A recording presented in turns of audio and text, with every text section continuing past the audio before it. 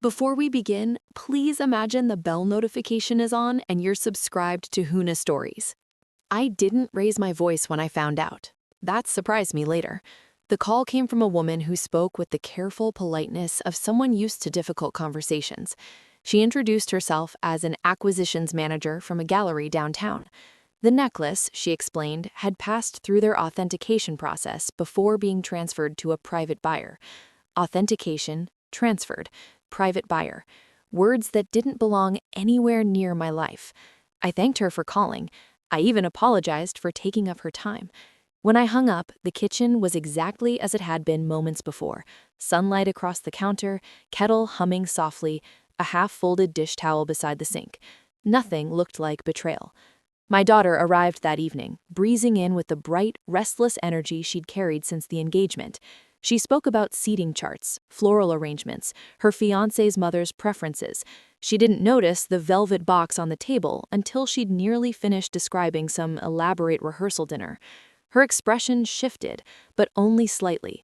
"Oh," she said, "not guilt, not fear, just inconvenience." I asked her where it was. She exhaled, already tired of the discussion. "Mom, please don't make this dramatic." Dramatic? The necklace had belonged to my mother.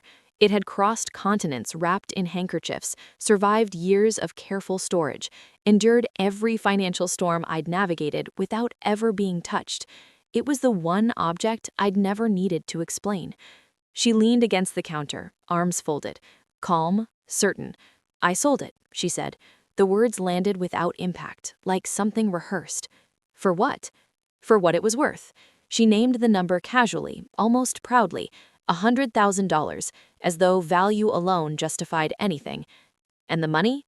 She hesitated, then straightened slightly, irritation creeping in. It was an investment in my future. Later, piece by piece, the truth settled into place.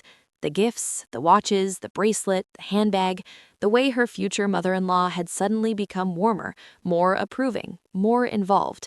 Approval purchased in gemstones. When I asked why she hadn't told me, she actually laughed. "Because you'd react like this." Like this, meaning quiet, meaning stunned, meaning not immediately forgiving. Then came the sneer, subtle but unmistakable. "I can't believe you're accusing me," she said. "I'm your daughter." As if biology erased consequence. I remember looking at her, really looking, and realizing how thoroughly she believed that. So I smiled. "That necklace was insured," I said, softly. The confidence drained from her face, but confusion remained. "Insured," she repeated. "Yes, I didn't rush, I didn't dramatize. It was listed as part of your father's estate." Silence.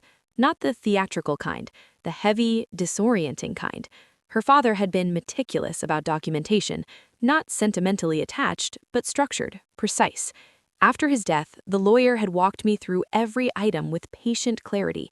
The necklace wasn't mine alone. It was an asset, a recorded one.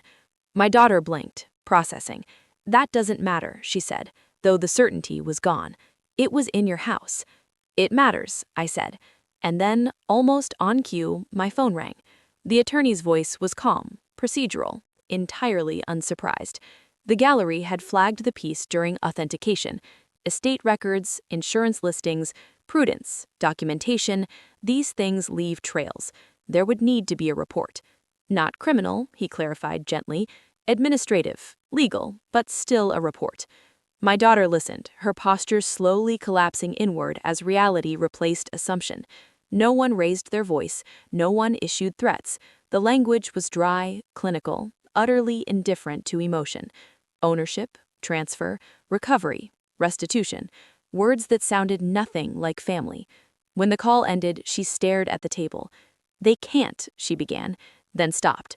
"They can," I said, not coldly, just truthfully. Tears came, but without drama. No sobbing, no collapse, only a stunned, hollow disbelief. The gifts would need to be returned, the buyer reimbursed the insurance company involved, and perhaps worst of all for her, explanations to her fiancé, to his mother, to everyone who had admired generosity without questioning its origin. "I was doing something good," she whispered. I believed that she believed it. That was the hardest part. "I know," I said, "and I did. because betrayal rarely feels like betrayal to the one committing it. She left quietly that night, smaller somehow, as though certainty itself had weight. The house settled back into its familiar stillness. The kettle had long since cooled, nothing had shattered, nothing had exploded, but something fundamental had shifted. Not revenge, not victory,